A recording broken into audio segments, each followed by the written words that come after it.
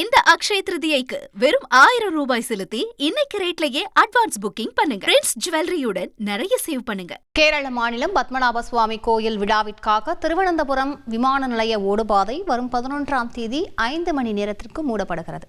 இது தொடர்பான கூடுதல் தகவலை செய்தியாளர் சிவசபாபதி வழங்கிட கேட்கலாம். சிவசபாபதி வணக்கம்.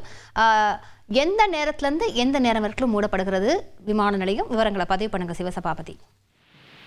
திருவனந்தபுரத்தில் இருக்கிற பத்மநாப சுவாமி கோயிலுக்கு பாத்தீங்கன்னா வருஷத்துக்கு 2 தடவை இந்த அதாவது பங்குனி ஆராட்டு மற்றும் ஐப்பசி ஆராட்டு அப்படின்னு சொல்லிட்டு 2 தடவை இந்த விழா நடக்கும். இந்த விழாவின் போது பாத்தீங்கன்னா மாலை பாத்தீங்கன்னா 5 மணி நேரம் அந்த விமான ஓடுதளம் அடைத்து வைக்கப்படும். இதனால் பாத்தீங்கன்னா விமானங்கள் எதுவுமே இந்த விமான நிலையத்துக்குள்ள வராது.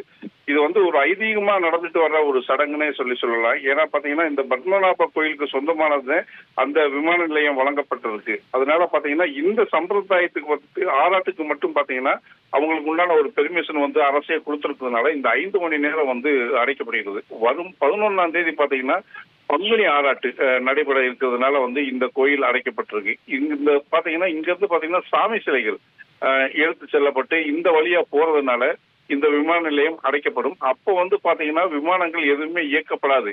இந்த பத்மநாப கோவில்ல சார்ந்த அந்த பூசாரிகள் மற்றும் பொதுமக்கள் இவங்க எல்லாம் பாத்தீங்கன்னா இந்த அதாவது விமான நிலையத்துக்கு ஓடுத பாதையில தான் போயிட்டு கடற்கரையில பங்குனி ஆராய்ச்சி நடத்திட்டு திரும்புறது வழக்கம்.